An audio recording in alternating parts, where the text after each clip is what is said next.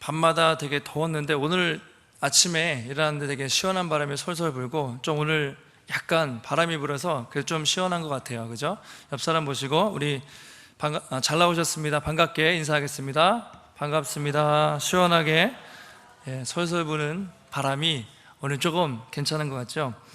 오늘 요한복음 15장 말씀으로 우리 함께 은혜 나누겠습니다. 몇 년 전에 한 3년 전쯤에 출간돼서 많은 사람들에게 이렇게 베스트셀러로 읽혔던 책이 있는데 일본 작가가 지었던 미움받을 용기라는 책입니다. 아마 보신 분들도 꽤 많이 계실 텐데 이게 아마 3년 전쯤에 나왔는데요, 지금도 베스트셀러의 목록에 있는 것을 보면 아주 많은 사람들이 또 읽고 또 공감을 했던 것 같습니다. 이 책의 내용을 보면 한마디로 말하면 당신은 다른 사람들에게 미움받을 용기가 있는가 이런 책입니다. 이 책의 대략적인 내용 중에서 간단하게 살펴보면 이런 내용이 있습니다. 타인의 기대 같은 것은 만족시킬 필요가 없다. 다른 사람의 눈치를 보지 말고 소신껏 살아라. 그러니까 다른 사람 의식하지 말고 용기 있게 소신껏 잘 살아라, 이런 내용이고요. 만약에 당신이 불행한 것은 어떤 환경이나 당신의 능력이 부족해서 그런 것이 아니라 다른 사람들의 미움을 받아들일 용기가 없기 때문이다, 이렇게 얘기했어요. 당신이 만약에 행복하지 못하다면 너무 사람들을 의식해서 능력이 없는 게 아니라 사람들을 의식해서 다른 사람들의 미움을 받을 용기가 없어서 그렇게 행복하지 못한 것이다. 그러면 결론이 그런 거죠. 행복해지려면 미움받을 용기가 있어야 된다, 그런 것입니다. 최고의 삶이 행복인데 세상 사람 기준에서 그러면 다른 사람의 시선을 의식하지 않고 미움받을 용기가 있어야 한다, 이제 그렇게 말하고 있습니다. 왜 이 책이 그렇게 한 3년 동안 오랫동안 사람들한테 많이 읽혔을까? 하나의 신도롬이 되었는데요, 그만큼 이 시대의 사람들이 인간관계 속에서 되게 두려움이 많은 거죠. 용기가 없어요. 그게 어떻게 할지 모르고 관계 때문에 두려워하고 관계가 깨지고 또 그런 용기가 없기 때문에 행복하지 못하고, 그래서 대리만족을 느낀 것이 아닐까, 이 책을 보면서 그런 생각이 들었습니다. 그만큼 이 시대에 살아가는 삶이 사람들과의 관계 속에서 어려움, 또 두려움, 단절, 이런 것들이 많이 있다는 것이죠. 어떻습니까? 여러분들은 원래 용기가 좀 있으세요? 용기가 있으세요? 어떤 사람은 태어날 때부터 소심한 사람이 있어요. 되게 소심하고 막 사람들 앞에 서기 두려워하고, 어떤 사람들은 많은 사람들 앞에서도 막 창 얘기하고 그런 사람도 있죠. 저도 원래는 이렇게 되게 A형이니까 소심했던 것 같아요. 용기가 없었어요, 생각해보면. 그런데 점점 예수님을 믿으면서 조금씩 용기가 생기고, 뭐랄까요, 깡이라고 할까요? 맷집, 이제 좀 담대함, 이런 것들이 생기는 것 같습니다. 그러니까 우리가 아까 그 미움받을 용기라는 책에서 본 것처럼 우리가 이 땅에서 성도로 살아간다는 것은 어찌 보면 세상 사람들에게 미움을 받는 것이 아닌가, 이렇게 생각할 수가 있습니다. 성도는 마땅히 예수님을 위해서, 그리고 복음을 위해서 고난을 받고 미움을 받을 용기가 있는 사람들이 성도다, 그렇게 말할 수가 있겠습니다. 다시 한번 질문하면, 여러분들은 예수님을 위해서 미움받을 그런 용기가 있으세요? 예수 믿으면서 나는 그래도 예수님을 믿으니까 그래도 이 정도 미움받고 이 정도 고난받는 것은 할 수 있어, 그런 각오를 가지고 신앙생활을 하십니까? 아니면 여전히 너무 두렵고 그냥 티나지 않게 조용히 믿고 싶고 그런 소극적인 자세로 믿고 있습니까? 오늘 말씀은 그것을 말하고 있습니다. 요한복음 15장은 예수님이 십자가에 돌아가시기 전날 밤이기 때문에 예수님께서 마지막 말씀입니다. 마지막 강화인데, 오늘 앞에 있는 문맥을 보면 포도나무와 가지 비유를 하시죠. 예수님과 영적으로 연합하는 것이 얼마나 중요한지, 너희가 나를 떠나서는 아무것도 할 수 없다, 그 말씀을 하세요. 그리고 너희가 이제 서로 사랑해라, 그 말씀을 바로 앞에서 하세요. 서로 사랑하며 지내라. 그러면서 오늘 이제 본문을 주시는데, 이제는 너희들이 많은 고난과 핍박을 받을 것이다, 이 말씀을 오늘 하십니다. 15장 18절 말씀인데요, 우리 한번 앞에 보시고 18절 말씀 함께 읽어보겠습니다. 시작.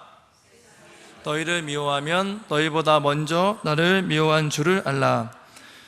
이제 예수님은 다음 날이 되면 로마 군인들에게 잡혀서 그렇게 십자가에 못 박혀 죽임을 당하세요. 그래서 때가 된 거죠. 이제는 물론 좋은 얘기도 해야 되지만 때가 됐습니다. 이제 내가 고난을 당할 것이고 너희도 핍박을 당할 것이다. 이제 더 이상 물러날 수 없는 때가 되었기 때문에 예수님도 좀 힘드시지만 고난과 핍박에 대해서 말을 꺼내시죠.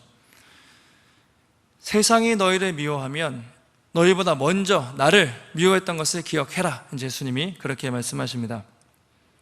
세상이 너희를 미워하면, 미워하다는 말은 그냥 좀 싫어하다, 기분 나쁘다 그 정도가 아니라 아주 원수같이 여기다, 핍박하다, 이런 강한 의미가 있어요. 그러니까 세상이 너희를 앞으로 원수처럼 미워하고 아주 핍박을 할 것이다, 그런 말씀이죠. 그때 두려워하거나 놀라지 말라. 나를 먼저 미워했다는 것을 기억해라. 주님이 그렇게 말씀을 하세요.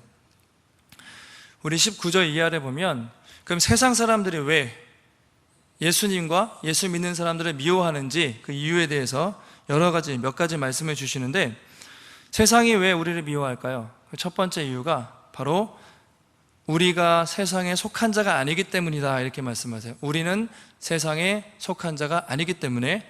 우리 19절 말씀 한번 앞에 보시고 한 목소리로 읽어보겠습니다. 시작. 속하였으면 세상이 자기의 것을 사랑할 것이나 너희는 세상에 속한 자가 아니요 도리어 내가 너희를 세상에서 택하였기 때문에 세상이 너희를 미워하느니라. 너희가 만약에죠, 가정인데 세상에 속하였다면 세상에 속했으니까 사랑하겠지만 너희는 세상에 속한 자가 아니다. 그래서 세상이 너희를 미워할 것이다, 이렇게 말씀하고 있습니다. 여기서 뭐뭐에 속하다 이 말씀이 중요하죠. 속하다, 이것은 소속을 말해요. 그 사람이 세상에 속했는지 하나님께 속했는지, 어디에 속해 있는지, 어디에 소속되어 있는지, 그 사람의 소속을 말합니다. 자, 예를 들면 전쟁을 해요. 전쟁을 하는데 전쟁 중에 그 사람의 소속이 어딘지 정말 중요합니다. 어떤 사람을 만났는데 적군인지 아군인지 몰라요. 딱 그랬을 때 만약에 딱 확인했는데 같은 편이에요. 우리 편 소속이면 같이 이제 목숨을 나눠서 전쟁을 할 수 있고, 만약에 소속이 북한이에요. 적군이면 먼저 총으로 쏴 죽여야 되죠. 그만큼 소속이 어딘가가 상당히 중요합니다. 그런데 오늘 예수님도 너희가 세상에 속았냐 또는 하나님께 속해 있냐, 어디에 속해 있냐, 그것이 중요한데 우리는 세상에 속한 자가 아니다, 그렇게 말씀하시죠. 다시 말하면 이 말은 우리 몸은 세상에 몸담고 있지만, 세상에 살고 있지만 우리의 근본적인 소속이 세상에 있지 않아요. 전에는 세상에 속하였기 때문에 땅의 것을 생각하고 특별히 사단의 지배 아래 살았어요. 그러나 이제는 예수 안에서 하늘에 속한 자가 되었고, 무엇보다 중요한 것은 하나님의 통치, 하나님의 지배 아래 사는 사람들이다, 이제 그렇게 얘기하시는 것이죠. 그래서 세상 사람들이 우리를 미워할 것이다, 그렇게 말하고 있습니다. 자, 20절에 보시면 두 번째 이유가 있습니다. 세상 사람들이 우리를 미워하는데 그 이유가 또 무엇인가? 우리 20절 한번 앞에 보시고 함께 읽어보겠습니다. 시작. 주인보다 더 크지 못하다 한 말을 기억하라. 사람들이 나를 박해하였은즉 너희도 박해할 것이요 내 말을 지켰은즉 너희 말도 지킬 것이라. 언어 성경을 보면 기억하라 라는 말이 맨 앞에 있어요. 기억하라, 기억하라. 뭘 기억할까요? 뭘 기억할까? 바로 종이 주인보다 크지 못하다 한 말을 기억해라 그랬는데요, 13장에 보시면, 요한복음 13장에 보시면 세족식 장면이 있어요. 그때 예수님이 이런 말씀을 하십니다. 내가 너희들의 주인이고 선생이다. 너희들은 종이다. 그러나 너희가 서로 섬기는 삶을 살기 위해서 내가 직접 발을 씻겼다. 본을 보이기 위해서 그렇게 발을 씻겼다 그래요. 그러면서 종이 주인보다 더 크지 못하다. 그러나 내가 너희를 섬겼다. 이런 말씀을 13장에서 하셨는데, 그 말씀을 가지고 말씀하시는 것이죠. 주인인 나도, 그렇죠? 선생인 나도 고난을 받았는데 하물며 나를 따르는 종 그리고 제자 너희들도 고난받는 것이 당연하다. 그래 너희도 고난을 받거든 두려워하지 말고 당연히 여기라. 그렇게 잘 감당해라. 그렇게 말씀을 하시는 것입니다. 이 말씀은 초대교회에 사도 요한이 있었는데 한 AD 90년경, 그러니까 1세기 후반에 쓰였다고 기록이 되어 있어요. 그런데 이 사도 요한이 요한복음을 기록할 때 당시에 로마 황제가 누구였냐면 도미티안이라고도 하는 황제입니다. 그 사람이 누구냐면 네로 아시죠? 네로가 가장 악독한 또 왕 중에 하나였는데 그 다음으로 예수 믿는 사람들을 가장 심하게 핍박했던 사람이 바로 도미티안이었어요. 그러니까 그 시대에 지금 요한복음이 쓰여졌습니다. 그래서 그 사람이 어떻게 했냐면 자기를 신으로 숭배하게 했어요. 그걸 이제 황제 숭배라고 얘기해요. 황제 숭배인데, 그러니까 기독교인들 입장에서는 하나님만 유일한 신인데 황제를 숭배하라고 하니까 당연히 거부했겠죠. 엄청난 핍박이 가해졌어요. 그래서 사람들이 죽어나가고 고난을 당하다가 하다못해서 지하 동굴 아시죠? 카타콤에서 한참 신앙생활을 하고 있을 때 그때 이 요한복음이 쓰여졌습니다. 그러니까 이 말씀을 들은 이 당시의 성도들, 이 고난을 나만 당하는 것이 아니라 예수님도 당하셨고 우리 선배도 당해왔구나, 그렇게 위로를 받으면서 이 말씀을 보았을 것입니다. 그러니까 세상이 우리를 미워하는 두 번째 이유가 예수님을 먼저 고난받았기 때문에 우리도 동일하게 고난을 받는다는 것이고, 세 번째 이유, 가장 근본적인 이유가 있는데 그것은 세상 사람들이 하나님을 바로 알지 못하기 때문이다. 하나님을 바로 알지 못하기 때문이다. 21절입니다. 21절 우리 한번 보시고 읽어보겠습니다. 시작. 내 이름으로 말미암아 이 모든 일을 너희에게 하리니 이는 나를 보내신 이를 알지 못함이라. 그러나 사람들이 이 내 이름으로, 예수 이름으로 말미암아 모든 일을 너희에게 알게 하리니 나를 보내신 이를 알지 못함이라 그랬어요. 세상이 예수 믿는 성도들을 미워하는 가장 근본적인 이유가 그들이 하나님을 알지 못하기 때문이다, 이렇게 얘기했습니다. 그러니까 만약에 세상이 하나님을 제대로 안다면 예수 그리스도죠, 하나님이 보내신 예수님을 핍박을 안 했겠죠. 그리고 예수 믿는 자도 핍박을 안 했을 텐데, 하나님, 예수님을 보내신 하나님 자신을 잘 애초부터 모르기 때문에 성도들을 핍박을 한다, 예수님이 이렇게 말씀을 하세요. 이 말씀을 잘 생각해 보시면 좀 문제가 있어요. 왜냐하면 유대인들이 어떻게 하나님을 모른다고 할 수가 있습니까? 구약 율법에 정통하고 가장 하나님을 섬겼다고 했던 유대인들인데, 예수님은 저 유대인들이 하나님을 전혀 알지 못하기 때문에 핍박을 한다, 이렇게 말씀을 하고 있습니다. 요한복음 9장에 보면 예수님이 맹인의 눈을 뜨게 하는 그런 장면이 있어요. 맹인이었는데 예수님이 눈을 뜨게 하시는데, 그 맹인이 눈을 뜨임을 받고 예수님의 주인으로 고백합니다. 신앙을 고백하죠. 근데 바리새인들이 수근수근 거리면서 이렇게 얘기해요. 우리도 맹인인가? 우리도 맹인인가? 이렇게 얘기해요. 그러니까 예수님이 그 말씀을 들으시고, 너희가 차라리 맹인이었다면 죄가 없었을 텐데 너희 스스로 본다 하니 너희들의 죄가 더 크다, 이런 말씀을 하시거든요. 그러니까 자기들은 착각을 한 거죠. 자기들은 하나님을 잘 알았고 말씀도 알고 율법도 지킨다고 생각했지만 예수님이 보실 때 그 유대인들은 하나님을 몰랐던 거죠. 만난 적도 없고 경험한 적도 없고 제대로 하나님을 몰랐어요. 그래서 하나님을 미워하고, 그래서 예수님을 미워하고, 그래서 예수 믿는 성도들도 핍박을 한다, 이렇게 말하고 있습니다. 그래서 15장 23절에 보시면 이렇게 되어 있죠. 나를 미워하는 자는 또 내 아버지를 미워하느니라. 나를 미워하는 자는 역시 아버지를 미워하느니라, 그렇게 말하고 있습니다. 우리 25절 말씀, 우리 15장 25절 한번 같이 읽어보겠습니다. 시작. 그들의 율법에 기록된 바 그들이 이유 없이 나를 미워하였다 한 말을 응하게 하려 함이라, 이렇게 됐어요. 이 예수님이 고난받으신 거, 내가 고난을 받는 것은 어쩔 수 없이 그런 것이 아니라 하나님이 예정하신 대로 하나님의 뜻 가운데 말씀이 성취하기 위해서 고난을 받는 것이다, 그렇게 얘기합니다. 기록된 바, 이제 그런 말씀이 있는데요. 율법에 기록된 바, 그 율법은 시편을 말해요. 시편 69편에 보면 다윗이 고난받았던 것을 예수님이 인용해서 말씀을 하신 것인데, 69편 4절에 보시면 이렇게 다윗이 고백을 합니다. 까닭 없이 나를 미워하는 자가 내 머리털보다 많고 부당하게 내 원수가 되어 나를 끊고 죽이려고 하는 자가 너무 많고 강합니다, 이런 고백을 하거든요. 이것이 다윗이 1000년 전에, 예수님 오시기 1000년 전에 이유 없이 고난당했던 것인데, 마찬가지로 예수님도 아무 이유 없이 고난을 당할 것이다. 그런데 그것이 하나님의 계획의 일부다. 하나님의 약속이 성취된 것이다. 이제 그렇게 말씀하고 있습니다. 여러분, 우리는 이제 신약을 알기 때문에 예수님의 삶을 돌아보면 예수님이 십자가 위에서 십자가 위에서 얼마나 부당한 대우 또 부당한 고난을 받으셨습니까? 아무 죄도 없으셨는데 본디오 빌라도 그리고 유대인들에게 정말 모든 죄를 뒤집어 쓰시고 그렇게 무고하게 죽임을 당하셨죠.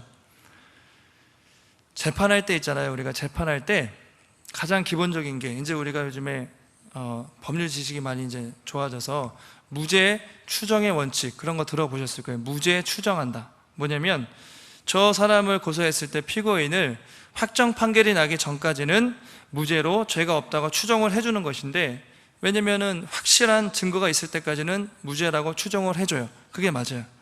근데 예수님은 재판할 때 그랬습니까? 전혀 그런 게 없었죠.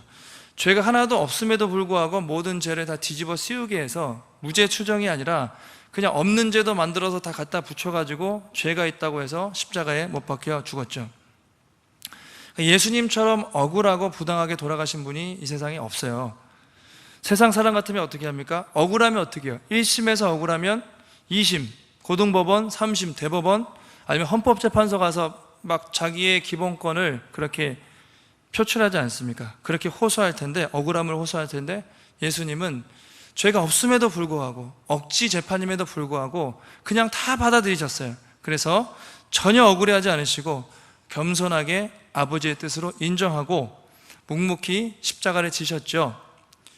이 모든 억울함과 부당함을 바로 우리를 위해서, 나를 위해서 감당하신 것이죠. 이제 그렇게 예수님이 부당하게 고난을 받으실 것을 그렇게 말하고 있습니다. 성도 여러분, 우리는 어떠십니까? 예수님을 믿으면서 어떤 부당한 대우 또 그런 핍박이 여러분에게 있으십니까? 내가 잘못해서 짓는 거는 말고요, 정말 내가 받지 않아도 되는데 예수님 때문에 받는 어떤 부당한 대우 또는 핍박, 그런 것이 무엇이 있을까요?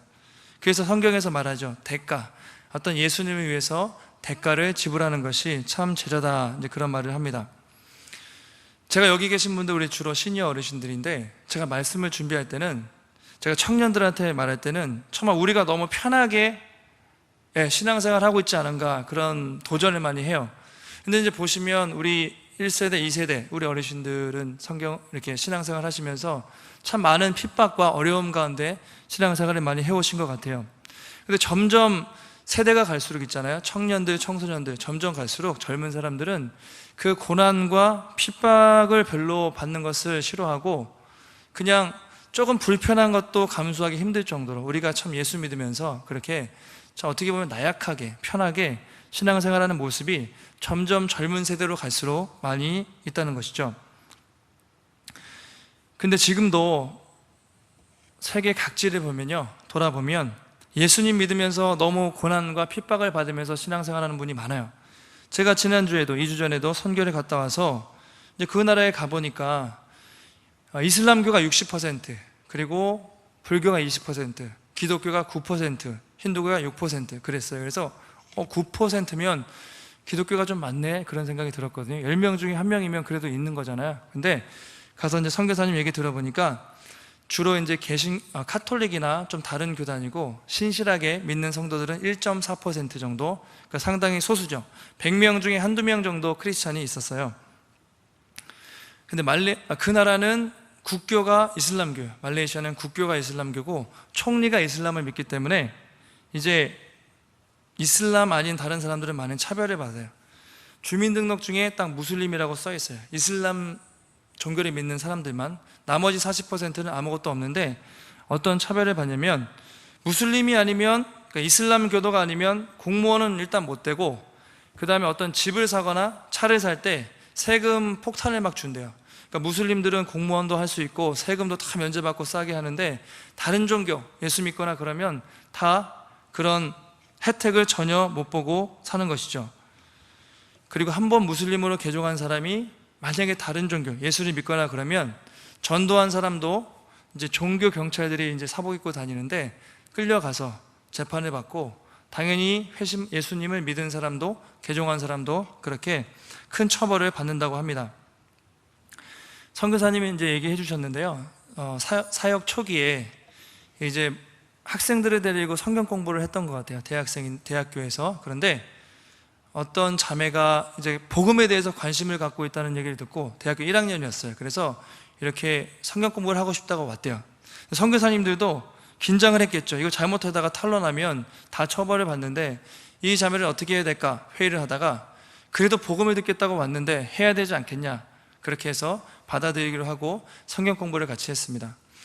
아마 대학교 1학년 또는 2학년 나이 어린 자매였던 것 같은데요, 정말 성경 공부를 하다가 예수님을 영접을 한 거예요. 너무 기분이 좋았겠죠. 기뻤겠죠. 선교사님들이 절대로 학교에서나 집에서 예수 믿는 것을 절대로 나타내면 안 된다, 그렇게 신신당부를 했는데, 예수 믿고 복음을 들었는데 얼마나 좋겠어요. 얼굴에도 기쁨이 있고 또 믿는 사람들과 어울려 다니면서 학교에 그리고 집에 이제 들키게 된 것이죠.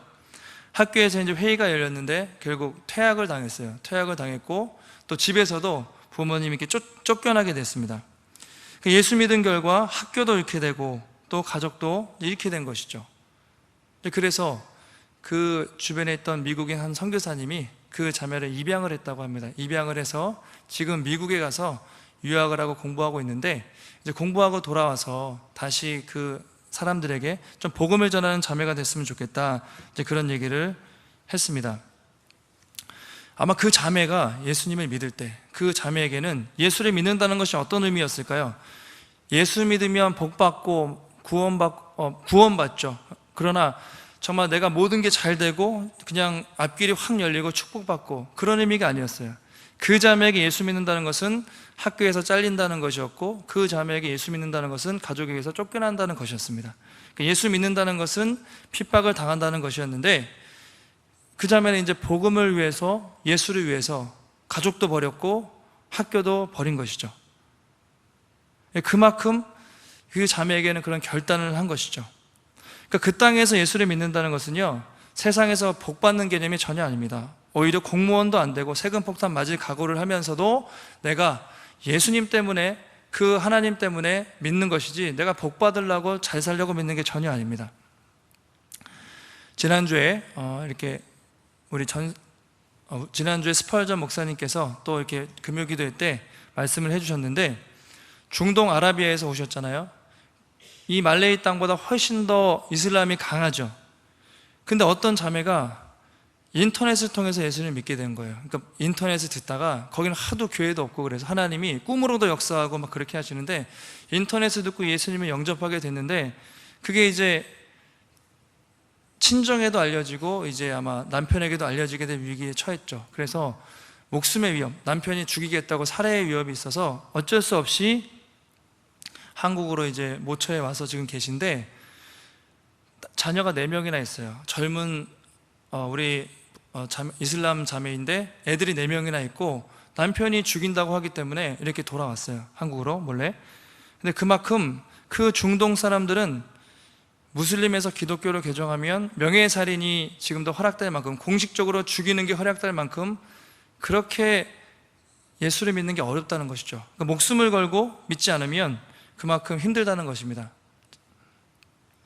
예를 들면 이렇게 표현했어요. 선교사님이, 무슬림 사람 입장에서 기독교로 자녀들이나 누군가 개종한다는 건, 여러분 자녀 중에 갑자기 누가 나 동성애를 한다고 생각해 보세요. 동성애자라고 그렇게 결혼하겠다고 오면은 난리가 나겠죠. 그 정도로 무슬림 가정에서 예수를 믿는다는 것은 부모 입장에서나 가족 입장에서 아주 수치스럽고 정말 죽여도 좋은 그런 아주 정말 엄청난 그런 행위죠. 수치스러운 행위입니다. 그래서 공식적으로 허용을 해요. 그만큼 그 땅에서 예수를 믿는다는 것은 사실 목숨을 걸고 믿지 않으면 안 되는 것이죠. 자, 그에 비하면 오늘 우리가 예수님을 믿는데, 참 우리가 어떻게 믿고 있는가? 우리는 이 땅에서 예수님 믿을 때 그렇게 큰 대가는 없잖아요. 사실은 그냥 조금 예수님 믿으면 조금 불편하거나 뭐 그런 정도는 있지만 그렇게 큰 어려움이 없어요. 그냥 적당히 믿고 되게 세련되게 남들에게 피해주지 않을 만큼 적당히 믿어도 아무도 뭐라 하지 않습니다. 나는 평신도니까 고난받는 것은 좀 믿음 좋은 사람만 받는 거야, 이렇게 우리가 생각하기 쉽습니다. 근데 오늘 성경을 보면 그렇지 않죠. 예수님을 믿으면 반드시 고난과 핍박이 있고, 정말 그것이 내가 예수님의 참 제자인지 아닌지 분별할 수 있는 표지가 된다, 그렇게 말하고 있습니다. 그래서 그 땅에서, 말레이시아나 다른 나라에서 핍박이 있는 땅에서 보면 크리스찬이 1.4%밖에 안 되지만, 제가 볼 때는 그들은 진짜 크리스찬이구나, 그런 생각이 들었어요. 공무원도 될 수 없고 사회에도 진출할 수 없고 온갖 세금 폭탄을 받으면서도 내가 믿는다고 한다면 그들은 정말 예수 믿는 사람이 맞구나. 중국에도 지하교회, 그 많은 핍박과 공안의 눈을 피해서 믿는 1억 이상의 성도들이 있다고 하지 않습니까?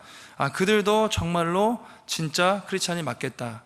근데 우리는 모르겠어요. 자신이 없는 거죠. 이 나라에는 1,000만 명이 넘는, 1,000만 명이 가까이 되는 성도들이 있다고 하는데, 정말 그 사람들이 하나님이 보실 때 정말 다 그런 진실한 성도인가, 아니면 알곡과 가라지가 섞여 있을까, 그런 부분에 생각하면 참 많이 자신이 없는 것이죠. 저도 사역을 하면서 너무 편하게 사역하는 것이 아닌가, 정말 그런 생각이 들 때가 참 많고요. 우리 주변의 성도들이나 또 다른 목회자들을 봐도 정말 우리가 너무 쉽게 예수를 믿지 않는가, 그런 생각이 들 때가 많다는 것이죠. 정말 알곡과 가라지가 있는데 마지막 때에 주님이 분간하실 거예요. 그런데 지금 우리가 믿는 이 신앙으로는 참 그것을 분별하기 어려울 정도로 우리는 참 많이 핍박이 없는 그런 곳에서 신앙생활을 하고 있습니다. 바울은 늘 자신감이 있었는데, 뭐냐면 내가 복음을 전하지만 복음을 전하면서 감옥에 갇히거나 고난받는 것을 전혀 부끄러워하지 않고 자랑을 했습니다. 그가 갈라디아서 6장 17절에서 이렇게 말하고 있죠. 한번 읽어보겠습니다. 앞에 보시고 함께 읽습니다. 시작. 누구든지 나를 괴롭게 하지 말라. 내가 내 몸에 예수의 흔적을 지니고 있노라, 그랬습니다. 더 이상 나를 괴롭게 하지 마십시오. 내 몸에는 예수의 흔적이 있습니다, 이렇게 말하고 있습니다. 이 흔적이라는 거 아시죠? 이제 헬라어로 스티그마 그러는데 상처거든요. 상처. 예수를 믿으면서 그가 맞기도 했고 몸에 상처, 핏자국, 채찍자국, 수많은 그런 상처들이 있는데 나는 그것을 훈장처럼 그렇게 여기고 있습니다. 고난의 상처를 자랑하면서 지냈던 바울이죠. 그래서 고난받는 것을 되게 부끄러워하지 않고 늘 자랑했어요. 그리고 그 몸에 흔적, 상처를 훈장처럼 자랑하고 다녔죠. 우리에게는 어떤 고난의 흔적이 있을까요? 우리는 예수님을 믿으면서 참 어떤 나름대로의 고난의 흔적이 있으십니까? 한번 살펴보시기 바랍니다. 예수님이 산상수훈에서 팔복을 말씀하시면서 마지막에 8번째 복을 이렇게 말했죠. 뭐냐면 너희가 의를 위해서 박해를 받는 자는 복이 있나니 천국이 그들의 것입니다. 의를 위해서 박해를 받는 자가 복이 있다. 천국이 그들의 것이다. 그렇게 말했어요. 우리 11절, 우리 세 번째 절부터 나로 말미암아, 거기서부터 우리 한번 읽어보겠습니다. 시작. 나로 말미암아 너희를 욕하고 박해하고 거짓으로 너희를 거슬러 모든 악한 말을 할 때에는 너희에게 복이 있나니 기뻐하고 즐거워하라. 하늘에서 너희의 상이 큼이라. 너희 전에 있던 선지자들도 이같이 박해하였느니라. 이렇게 말하고 있습니다. 의를 위해 또 우리 성도들은 고난받기를 기뻐했고, 또 주님은 슬퍼하지 말고, 나 때문에 힘든 일이 있거든 슬퍼하지 말고 기뻐하고 즐거워하라. 왜냐하면 하늘에서 받을 상이 큼이라. 그렇게 말했어요. 우리도 바울과 같이 그리스도의 흔적을 가지고 또 주님을 위해 핍박받기를 기뻐하는 복된 성도들이 되시기를 간절히 소원합니다.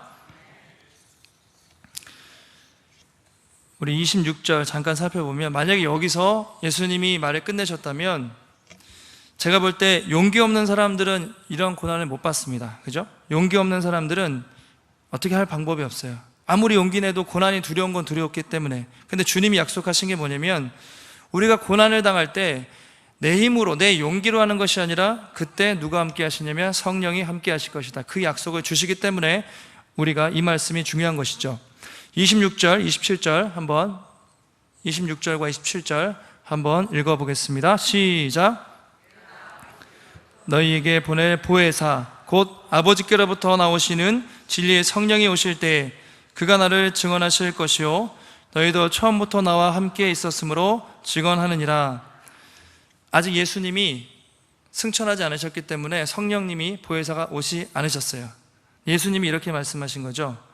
아버지께로부터 너희에게 보낼 보혜사 진리의 성령이 오시면 그가 나 예수님을 나를 증언할 것이다, 그렇게 얘기했는데, 특별히 예수님이 성령님을 보혜사라고 표현한 것을 잘 주목해 봐야 합니다. 보혜사, 파라클레토스, 헬라어로 그렇게 말하는데요.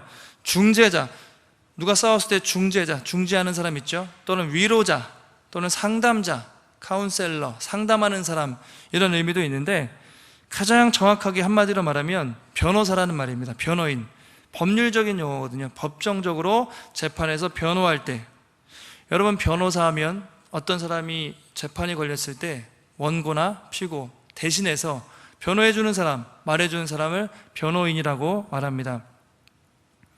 사람들은 왜 변호사를 쓸까요? 왜? 돈을 그렇게 많이 주면서 변호사를 왜 쓰죠? 우리는 법률적인 지식도 없고 말도 잘 못하니까 우리가 어떻게 할 수가 없잖아요. 그게 돈을 주고 좋은 변호사를 고용해서 재판을 하면 내가 아무리 말을 못해도, 내가 아무리 잘못해도 그 사람이 변호하는 것은 내가 말한 것으로 법정에서 인정을 해줘요. 그래서 능력 있고 말 잘하는 그런 변호사를 선임하면 재판에서 이길 확률이 높습니다. 그래서 변호사를 쓰지 않습니까? 그러니까 마찬가지 의미예요. 성령님이 어떤 분이냐면 우리가 어려움에 처했을 때, 또 우리가 어떻게 말해야 될지 모를 때, 우리가 두려움에 있을 때 마치 변호인이 법정에서 나를 대신해서 당당하게 변호해 주는 것처럼 우리 성령님께서 나를 도와주시는 변호인, 조력자가 되신다, 그런 의미를 가지고 있습니다. 여러분 성령이, 여러분 저기 가면은 로펌도 있고 지금 참 변호사들이 많이 있는데 성령님이 내 변호사다. 그것도 여러분 수임료가 엄청 비싸요. 변호사 한번 재판하려면 수백 수천만 원씩 해야 되는데 성령님이 내 변호사다, 공짜로 내 변호인이 되신다. 얼마나 든든합니까? 그렇죠? 성령님보다 더 나를 잘 변호해 주시고 도와주실 분이 세상에 어디 있어요. 그런데 그런 의미로 너희가 고난받을 때에 성령께서 너희를 변호해 주시고 할 말을 생각하게 해 주시고 능력을 주실 것이다, 힘을 내라고 주님이 그렇게 약속을 하시는 것이죠. 바로 이 약속 때문에 우리에게 소망이 있는 것입니다.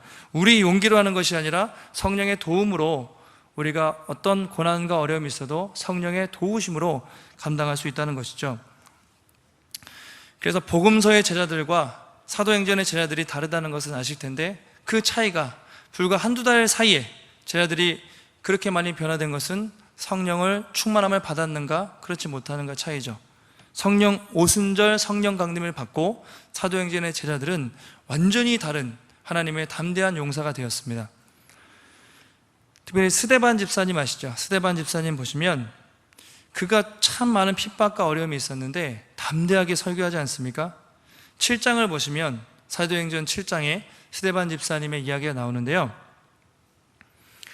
유대인들 앞에서 이렇게 얘기해요. 그냥 대놓고 이 목이 곧고 마음에 할례를 받지 못한 사람들아, 너희 조상들이 얼마나 많은 선지자들을 죽였는가, 너희들은 살인자다, 너희들은 율법을 어겼다, 막 그렇게 대놓고 유대인들 앞에서 얘기해요. 혼자서 강력하게 도발했죠. 그러니까 유대인들이 그냥 이가 바글바글 갈려가지고 이를 갈며 갈거늘이라고 되어 있어요. 그런데 거기서 스데반도 내가 조금만 더 얘기하면 죽겠다는 걸 알았어요. 그럼에도 불구하고 멈출 수가 없었어요. 성령께서 함께 하셨기 때문에 그냥 그들의 반응 상관하지 않고 담대하게 복음을 전하는 것이죠.